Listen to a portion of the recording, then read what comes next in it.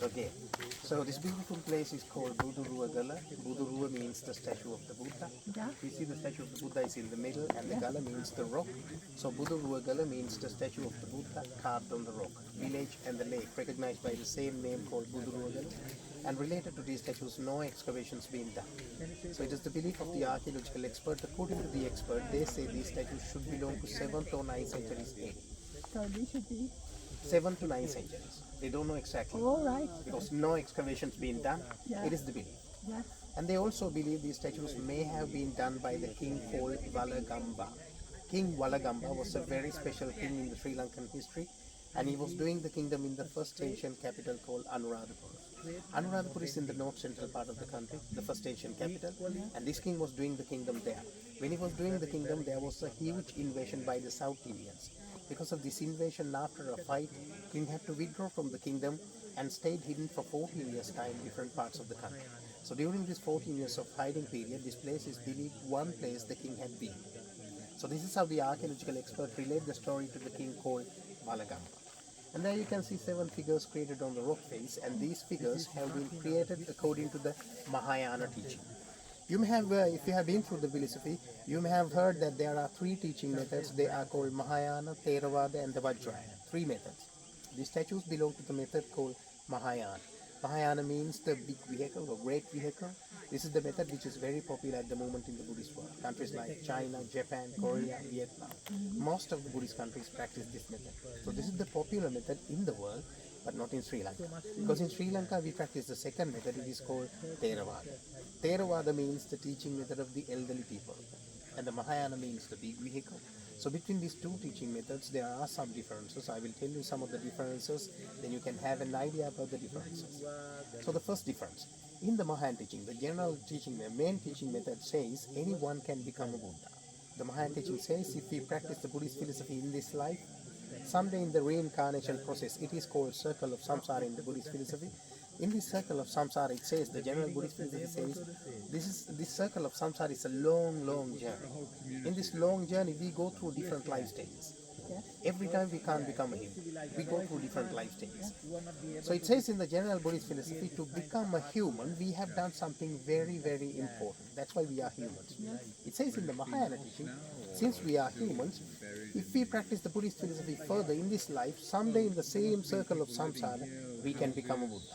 According to the Mahayana teaching, there is a chance for everyone to become a Buddha. That's the Mahayana belief.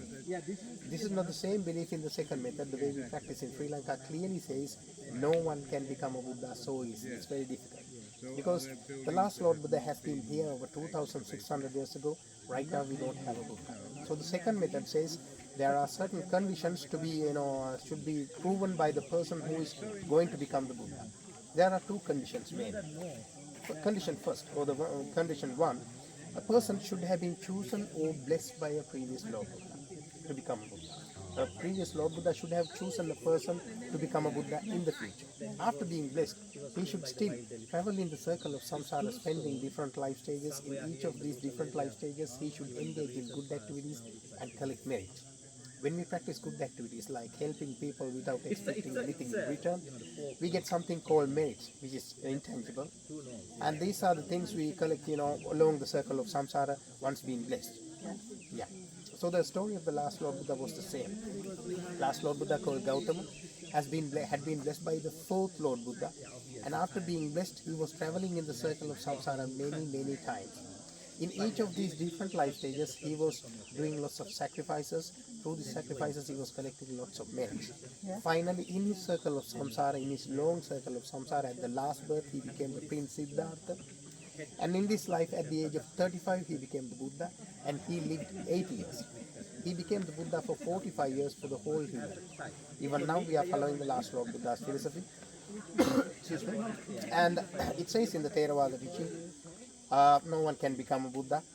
One should have been blessed and permitted. After being blessed or permitted, he should have collected lots of good merits. So this is the first difference. Mahayana teaching says anyone can become a Buddha, but the second method says no one can become Buddha. The first difference. And the second difference, it says in the Mahayana teaching, while they practice the Mahayana teaching, the monks who belong to this method, if they wish to have a family life, it says in the Mahayana teaching there is a chance for these monks to have a family life. Yes. Because the method practiced in Japan is one branch of the Mahayana method. So these Japanese monks, they have a certain possibility to have a family life. Yes. So it says in the Mahayana teaching, it's okay to have a family life, but when it comes to the second method, it doesn't allow monks to have a family life. Okay. So if you go to a temple in Sri Lanka, you see the monks, these monks even here, they don't have a family. They spend a single life and they wouldn't want to have a family because family means attachment, responsibilities, cravings, desire. Yes, It says yes. there is a kind of a compact, lifestyle. In this compact lifestyle, the time or the freedom we have to practice something like meditation, to think about ourselves is limited. So they don't want to have a family. They are already monks. Their sole target is to understand the reality in life. Okay. And they wouldn't want to do stylish things to beautify the body. They have a bald head, they wouldn't shave their eyebrows, wouldn't want to do stylish things because with the birth till we die, the body is being changed, body is being aged. And with the birth we have a certain appearance, unique beauty. This is the beauty you have to appreciate. Other than that, trying to beautify the body using artificial stuff is a useless effort because the body is coming to an end. So they don't want to beautify the body, they appreciate the simple and a single lifestyle. That's the second difference. And the third difference, you see there are 6 smaller statues, madam. Yes, There, three there, Yeah. 3 there. So these 6 statues in total called Bodhisattva. Bodhisattva is a Sanskrit word. Bodhi means the awakening, waking up or being enlightened up to some level spiritually. And the Bodhisattva means the awakened souls. Souls who have been through the philosophy and who have received a very special state called Bodhi state. It says in the Mahayana teaching this Bodhi state is very close to the enlightenment. If they want to become the Buddha, they have only one stage to become the Buddha. But they would not want to become the Buddha, they prefer to stay one step below the Buddhahood to assist or help suffering beings to find the state called Nirvana. So that they are there to assist us to find the state called Nirvana, according to the Mahayana teaching. It says in the Mahayana teaching, until the last human attain the state called Nirvana, the Bodhisattvas are ready to assist us. So according to the Mahayana teaching, they are like guides, but when it comes to the second method, it says in the second method, there are no special beings who can help or guide us to the state called Nirvana. According to the second method, this is an individual journey. Because we born alone, we die alone. So in between these two ends, it's we that we have to try our own. So it says in the Theravada teaching, if someone wants to feel a spiritual advancement, he should try his own. So first of all, we have to practice the Buddhist philosophy. And in the philosophy, if we want to feel a kind of a spiritual advancement so quickly, we can practice meditation. When we practice meditation, we try to have a contact with the mind. The mind is inside us. So no one will be able to change our mind the way we want if we don't want.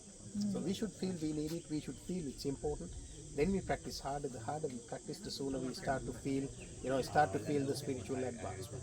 So second method says there are no special beings. One should try their own. One should try his or her own to understand the Buddhism properly. So these are the 3 main differences between the Theravada and the Mahayana teaching method, mainly. Yeah.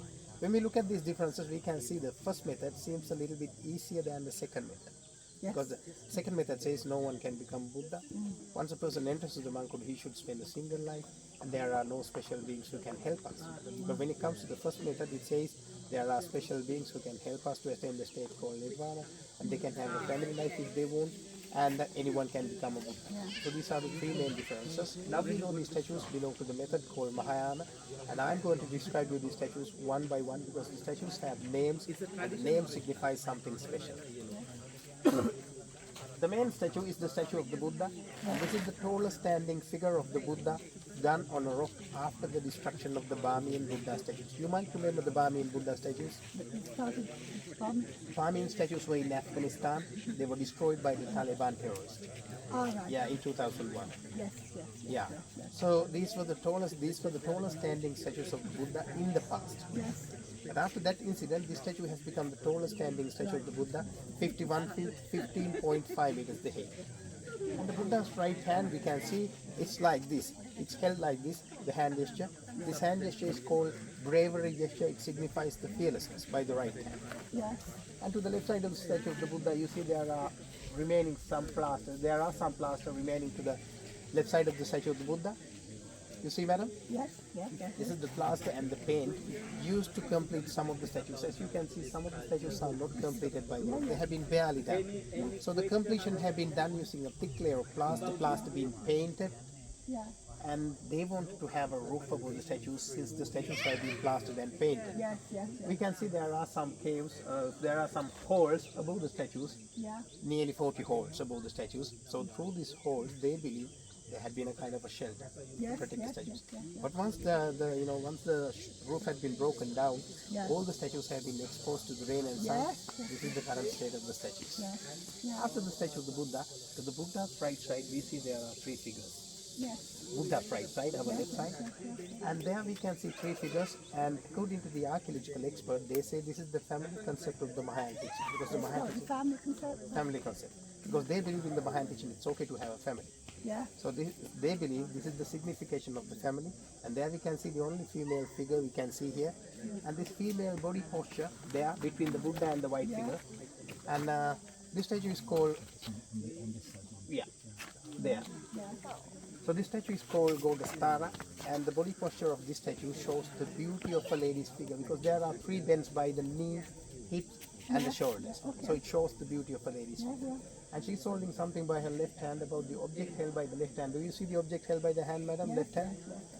So there are two suggestions. One expert see the object as a lotus flower held downward, Oh, yeah. and the other expert see this object as a small container of water. No one knows exactly. Now she's the goddess Sarah, the wife, and the middle statue is the husband, and this husband's statue is white. You can see. Now this is the statue which has been created a little bit inside the rocks, and it's been very well protected than the other statues from the rain, mainly. Yeah, yeah. This is why this statue is white, and this is the statue which has been very well detailed. The nails, lips, nose points, eyebrows being perfectly done. And this statue is called this statue is called Avalokiteshwaranath, and the goddess Tara is the wife, husband and wife there. And the last statue, which is barely seen to the left of us. Now this statue has been affected with some rainwater. You see there is a line of algae. That's why we can't see it clearly. He's the son. He's called Prince Sudan, and he's holding something by his right hand. About this subject there are no suggestions. Okay. So this is the family to the right side of the statue of the Buddha. And to the left side of the statue of the Buddha, there we see three more figures. Yes. And let's start with the left corner statue. From here, some of the features are difficult to see. We can get close anyway. Yeah, yeah. Yeah, after I told you the story, after I finish my, explanation, we can get close and have a close look. Okay? So the left corner statue, or the statue which is close to the tree. Yeah. Now this statue is called Vajrapani. Vajrapani means the holder of the thunderbolt. He's holding the thunderbolt by the right hand. We can't see it from here. When we get close, we can see. Yeah. So this thunderbolt signifies the lightning, and the lightning signifies the determination of Prince Siddhartha to become the Buddha. You may have heard the Prince Siddhartha was the one who became the Buddha after 6 years of rigorous meditation. Yes, yes. It said he did not have a teacher, he was trying alone. It must have been very difficult, but he did not give up. He was keep practicing. Finally, he attained the enlightenment. So his determination to stay focused on the meditation and finally attain the enlightenment signified by the statue, and the statue is called Vajrapani, the holder of the thunderbolt. And the second statue, or the middle statue, has two lotus flowers on the shoulders, Yeah. two necklaces, and the middle part has been very well detailed. Now this is the awakened soul called Maitreya, will be the next Lord Buddha to come to the world in the future. Because in the Buddha's teaching, the last Lord Buddha warned that after a certain period of time, the Buddhism, the faith on the Buddhist philosophy among the humans would go to a very low level because of the monks. Buddha said in his teaching, if there is a destruction which is going to happen in the Buddhist philosophy, it's because of the monks. Because there are some monks, they try to add something new to the Buddhism. Now we have the true Buddhism, genuine Buddhism. If we try to add something new to the Buddhism, apply something new to the Buddhism, it is going to affect pretty badly to the original teaching method. So it says, after 5,000 years, after 5,000 years, philosophy would go to a very low level.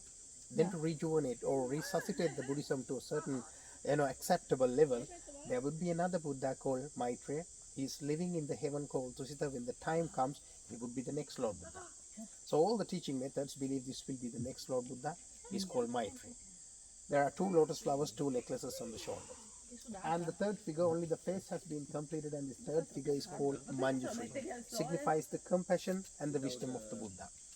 Now we can see those left and right side statues are not completed by the rock. That's why they believe these statues have been done up to some extent by the rock. They have been completed using the thick plaster being painted, and there had been a roof.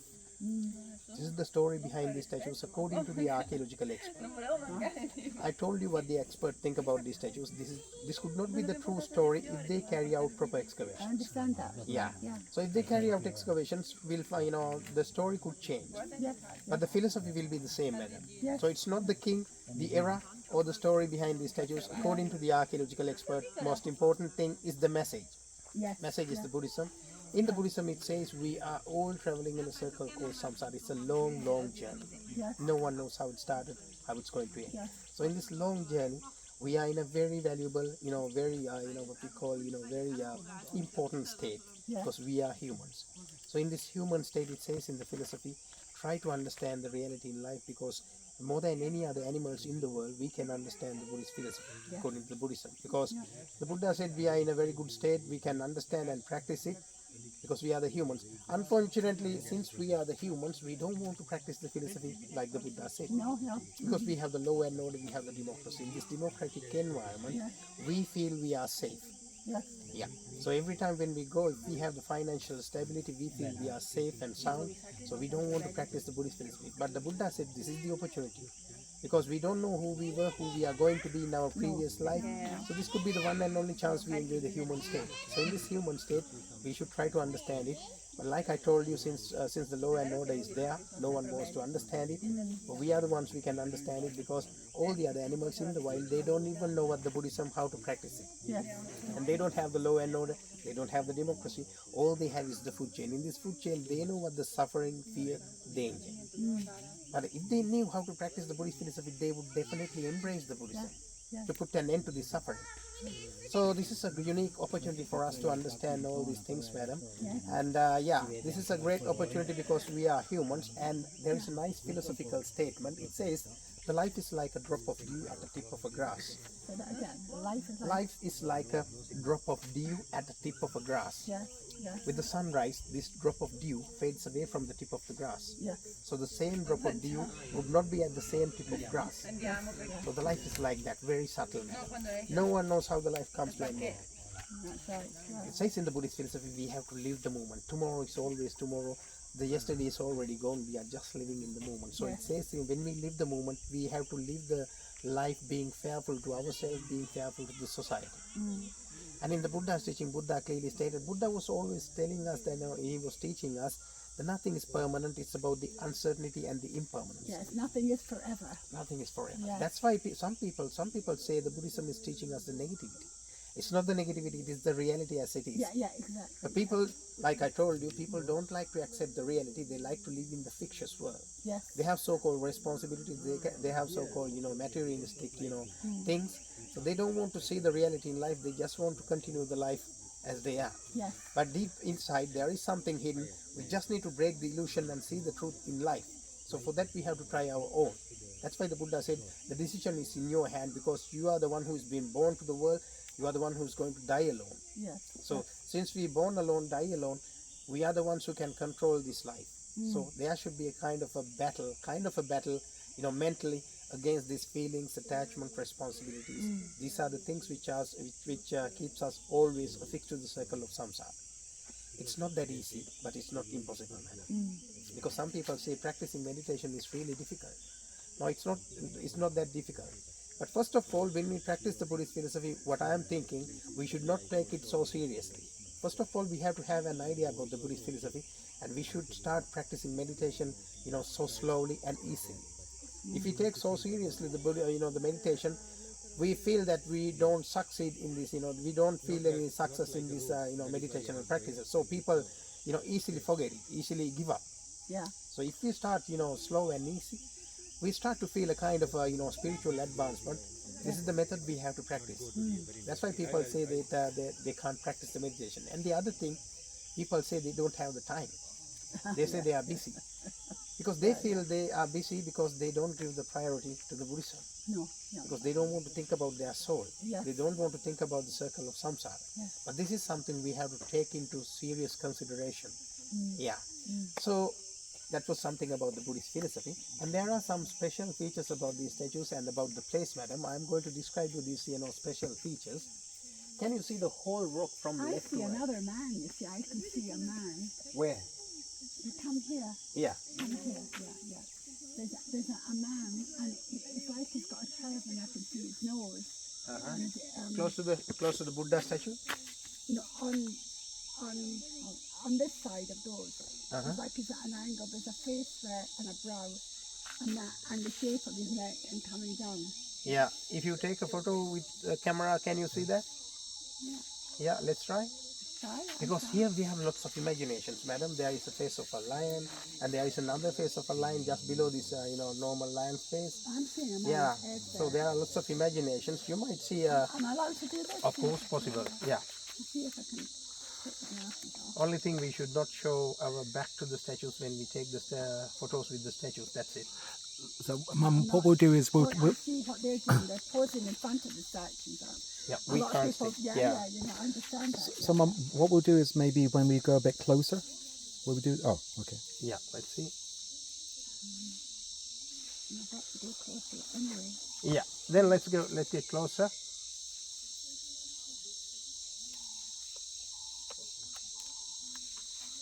I'll show you him.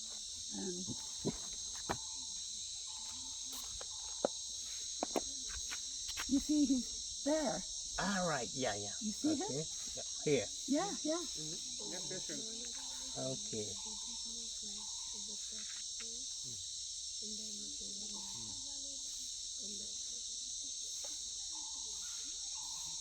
So it's here, right? There. No, he's there.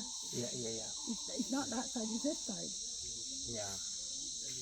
That seems like, kind of a figure. Look, it is. Yeah. It's like the shape of his nose there and the neck coming down. And it's like he's got a turban on. And he's lying at an angle there. Yeah. You say it's like looking at the statue of the Buddha? Like this is the nose? Is it like that? No, it's here. I see his face there. You see that's his face in that. Okay. There. Right. Well, Let's have a look at a bit closer. Yeah, bit and more closer. Yeah. So can you see the shape of the rock from left to right, madam? It looks like an elephant. Just there. Can you keep yourself Absolutely, standing? yeah. Keep close. Yeah. Thank you very much. Sunglasses. And you